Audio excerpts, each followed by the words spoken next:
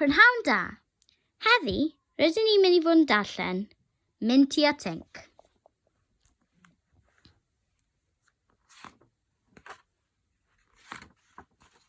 Dechreuodd y cyfan ar y diwrnod yr oeddwn ni'n chwilio am anrheg pen-blwydd i fy mrawd bach. Roeddwn ni'n dod o hyd i bethau drwy'r amser, ac roedd mam yn deud, na, Minty, drwy'r amser. Ond, fel ro'n i'n edrych ar fabi dol oedd yn crio dagrau go iawn, mi weles i rhywbeth rhyfedd. Ar y silff roedd panda pitw bach yn eisio i fyny ac i lawr gan chwifio ei frechiau arni. Help, gwaeddai, achub fi! Wrth i mi ei godi, dywedodd mam, iawn, Minty. Mi wneith hynny dim. Tyd ag ef at y counter. Talodd mam am y panda. Roddwyd ef mewn bag ac adref â ni. Roedd yna'r bigau draen i gael mynd i fy ystafell. Edrychais i ar y panda ac edrychodd ef arna i. Wyt ti'n fyw? Go iawn, gofynnais. Mor fyw ac wyt ti, atebodd. Rwy'n 1 o 1000. Tinc yw fy enw. Yna, safodd ar ei ddwylo i brofi hynny. Dyma'r peth gorau ddigwyddodd i mi erioed, dywedais, heb air o gelwydd. Roedd gen i lawer o anifeiliaid y bydden yn siarad â nhw trwy'r amser, ond fydden nhw byth yn ateb.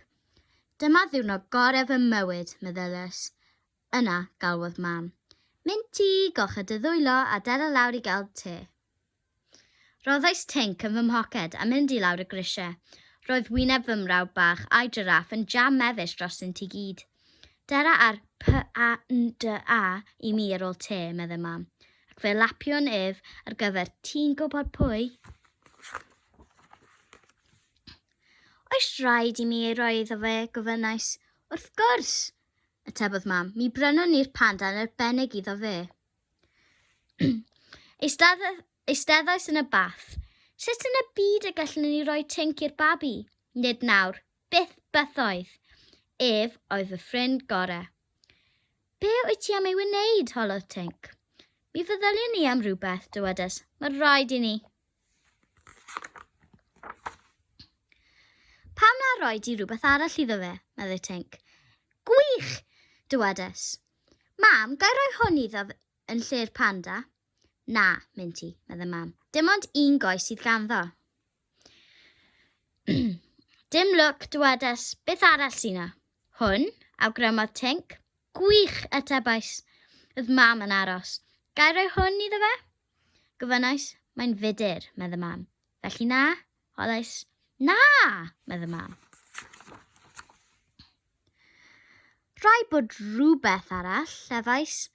Rhain, holodd Tinc. Roedd mam yn dal i aros. Gai roi rhain iddo fe? Gofynnais, na, gormod o siwgr, meddai mam. Bresio, Minty, meddai mam. Dos i nôl y panda ac mi helpa i di i'w lapio. Mae'n tebyg a bydd rhaid i ti fy roi'r babi, meddai Tinc. Ond wyt ti ddim am i hynny digwydd, wyt ti? Gofynnais. Na, llefodd Tinc. Ti ddewisais i. Dwi'n meddwl y falle y bydd ef yn fy mwyta i. Lapiodd mam Tinc mewn papur, ei gau yn dyn a thap glidog a chlymu riban o'i gwmpas. Pan mes i i'r gwely, ro'n i'n gwybod nad oedd gobeith i mi fynd i'r gysgu. Bu'n meddwl ac yn meddwl. Dwi ddim yn rhy hwyr. Mae amser o hyd i mi wneud rhywbeth. Ond beth? Rhywbeth y fydd wrth fodd y babi. Meddyliais. Yna, mae ges i syniad.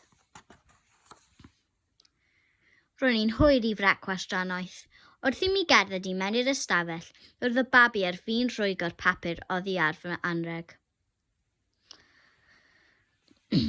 Syrthiodd Tinc allan o'r papur lapio, a gododd y babi ei geg. Na, gwaeddais! Na, gwaeddodd mam! Na, gwaeddodd dad! Mi dagyth, gwychiodd mam. Tinc, sgrechus, peidiwch a gadael iddo fwyta Tinc!